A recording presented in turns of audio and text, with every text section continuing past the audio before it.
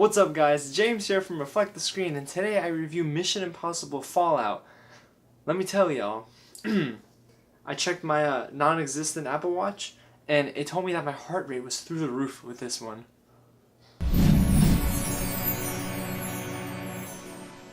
Director Christopher McQuarrie's back with Tom Cruise and the whole gang, and they're ready to go ahead on another crazy adventure. And believe me, with Mission Impossible Fallout, even though this is, what, the 6th installment, I think? Something like that. It just feels so fresh. But before we get into some of the positives, let's dive into the story. Oh, and heads up, no spoilers in this review. I know, the movie has so many twists and turns, you're gonna want a spoiler-free lead up to this film's release. Tom Cruise returns as IMF agent Ethan Hunt, and his team unfortunately fails to obtain plutonium, a material that's going to be used to start nuclear warfare by a terrorist group called the Apostles. Hunt and his team now have to hunt down the weaponry and find John Lark, an anonymous terrorist guy who's, well, he's the one expected to deal the plutonium. Along the way, CIA agent August Walker, who's played by Henry Cavill, joins Hunt's team to ensure the mission is successful. Hint, it kinda goes all over the place. Now, like I said just a moment ago, I wanna know how in the world this Mission Impossible franchise continues to feel so fresh and raise the bar for action films. I mean, you thought Infinity War was a good action movie. Infinity War has nothing on this movie in terms of action. As a pure action / spy thriller, say no more. Mission Impossible Fallout takes the cake every time. Now, what's really cool is that this is the first time in a long time I've felt, man, I really want to know the behind the scenes work with this movie, because there's a ton of stunts that Tom Cruise does himself. Actually, if I'm not mistaken, he breaks his ankle in one of the sequences when he's jumping from rooftop to rooftop. So I just want to know, does he really jump out of that crazy airplane and, I don't know, halo jump to the surface? And is there someone really with like an IMAX camera on their chest? So many things are going through my head during these action sequences that I felt like I even missed something. So I'm definitely looking forward to watching this one a second time. There's an amazing quality this movie has, and that's its ability to track action. Never for one moment did I feel, oh, too much shaky camera, I'm getting queasy, there's so many motorcycle accidents and stuff. No,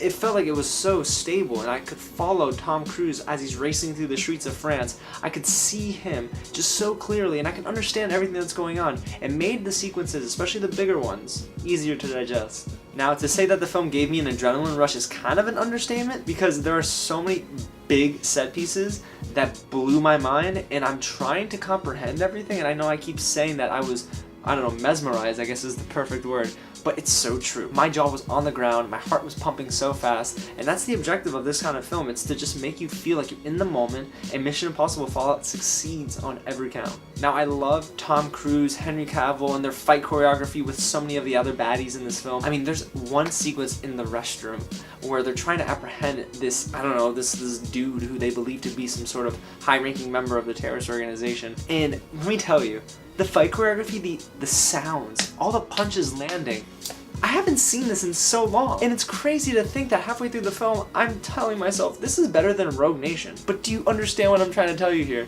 The series never ages, it seems. Now, there's this layered approach to the story that Christopher McQuarrie incorporates in Fallout that I really appreciated. Ethan Hunt is some sort of bad curse word here. I'm not gonna curse on this one, but he's some sort of awesome agent. He's a fighter. He's, goodness gracious, he has a heart. But the thing is, it's been a long time since we've seen the selfless side of Ethan Hunt.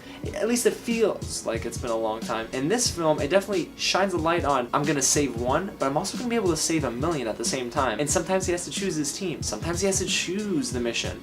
But man, it's almost relatable. And I think that's really cool, because this isn't just your mindless CD movie blockbuster film. This is an A+ caliber kind of film. I could go on and on about the main cast, because let me tell you, Tom Cruise, Simon Pegg, Ving, Rhames, they're so good. They have so much chemistry together. But let me tell you, there's a supporting cast here that I think is gonna go, I don't know, underappreciated. Now, I get it. Sean Harris, who plays a certain character in this film, I don't want to spoil anything, but Sean Harris has a very important role. But let me tell you, there are moments where he feels like the supporting cast, so I'm gonna group him under that umbrella, right alongside Angela Bassett, who plays a CIA agent, and Alec Baldwin, who plays Secretary of State. Oh my gosh, they're so good, and they're written into the story so well. That's a huge plus and a huge upside to Fallout, is that it's just written so well. It's written for each character, and that's what you need in an action movie, because it gave them life. And honestly, Rebecca Ferguson is even so great in this movie. I think that It's tough to even find a glaring issue with this film, but believe me, there are a couple, and let me go ahead and dive into them right now. I was not a fan of how the movie began. The first two sequences, there was a dream sequence, and then there was some sort of debriefing sequence that I just wasn't a fan of. It started sluggish, and I felt like the pacing, especially in the first quarter of the film, was a little off. I didn't know where the film was kind of going into.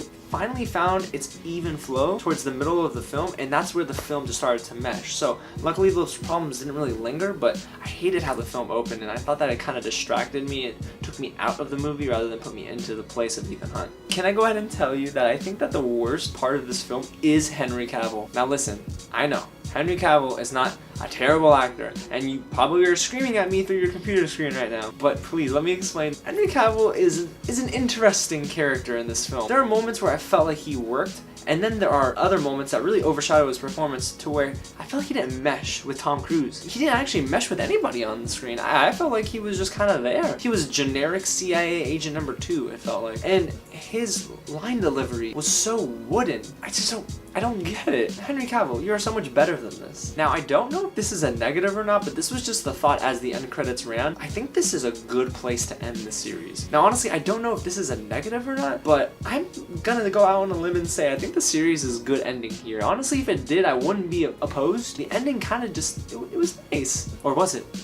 No spoilers. But honestly, you probably have an idea of how much I really like this movie. I adore Mission Impossible Fallout. I think that the action sequences, they stuck with me. I'm leaving the theater and I'm thinking, how did you do this? How did you do that? Oh my gosh, do you remember this? Did you see that explosion? Like, it's so cool. And the film really is just an easygoing action film that does make you think just a little bit, not enough to where you'll be distracted and confused by the story over the visuals. So Mission Impossible Fallout is something that you, first of all, have to see on the big screen, then you can take it home and watch it. But the movie itself is fantastic. I don't know how the series does it, but they just keep getting better and better. So it's something that I think you definitely need to rush out to the theater for. So guys, your mission, if you choose to accept it, it's to subscribe to my channel. If you enjoyed the review, you can go ahead and give this a like, leave some comments below, and let me know what you think of the film when it hits theaters this weekend. Also, if you want to see some more content that's not in front of the camera, go to reflectthescreen.com where there's a ton more trailers and news that you can go up and read up on. So thanks so much for watching, guys, and I'll catch you at the next screening. Actually, I might catch you jumping out of the helicopter or something. Can I do that? Am I trained?